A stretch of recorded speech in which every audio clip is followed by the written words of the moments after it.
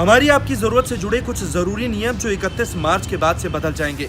हो सकता है ये नियम आपके और हमारे लिए बेहद जरूरी हो, लेकिन इनका पता हमको आपको तब चले जब हम किसी मुसीबत में फंस जाएं। घबराइए मत, हम आपके लिए लेकर आए हैं ये वीडियो जिसमें आपको सारी गाइडलाइंस की पूरी जानकारी मिलेगी। आइए देखते हैं। अब देश में 75 वर्ष से अधिक आयु के लोगों को इनकम टैक्स रिटर्न दाखिल नहीं करना होगा। ऐसे बुजुर्ग जो पेंशन या ब्याज से पैसा कमाते हैं, उन्हें अब आयकर रिटर्न दाखिल नहीं करना होगा। आयकर रिटर्न दाखिल करने से ये छूट केवल तब मिलेगी जब ब्याज की आय उसी बैंक में अर्जित की जाती हो जिसमें पेंशन आती हो।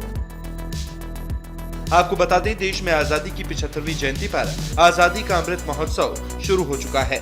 इससे पहले वित्त मंत्री निर्मला सीतारमण अपने बजट में देश के बुजुर्गों को इसकी सौगात दे चुकी हैं।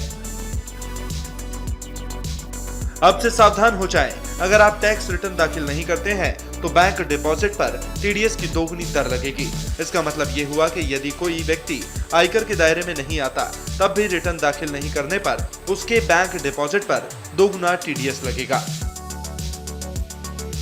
कोविड को देखते हुए केंद्र सरकार ने कई गाइडलाइन जारी की थी। उन्हीं में से एक एलटीसी यानी अवकाश यात्रा रियायत योजना के तहत टैक्स छूट दी गई थी। एलटीसी पर यह कर छूट 31 मार्च 2021 को समाप्त हो रही है। देश में 1 अप्रैल से नई वेतन संहिता लागू हो रही है। इसके चलते सैलरी का 50% अब मूल वेतन होगा, जिसकी वजह से पीएफ में आपका अंशदान बढ़ेगा और इससे आपकी इन हैंड सैलरी कम हो सकती है। वैसे अगर आपकी कंपनी चाहे तो इसके बदले में आपका सीटीसी बढ़ा सकती है। ये तो अप्रैल की तनख्वाह आने के बाद ही पता चल पाएगा कि आपका एम्प्लॉयर आपकी तनख्वाह में कटौती करता है या आपकी तनख्वाह उतनी ही आती रहेगी जितनी पहले आती थी। कैसा लगा आपको हमारा ये वीडियो? कमेंट कर अपनी राय जरूर दें और फेसबुक पर इंडिया टीवी को फॉलो करें और यूट्यूब पर सब्सक्राइब करें।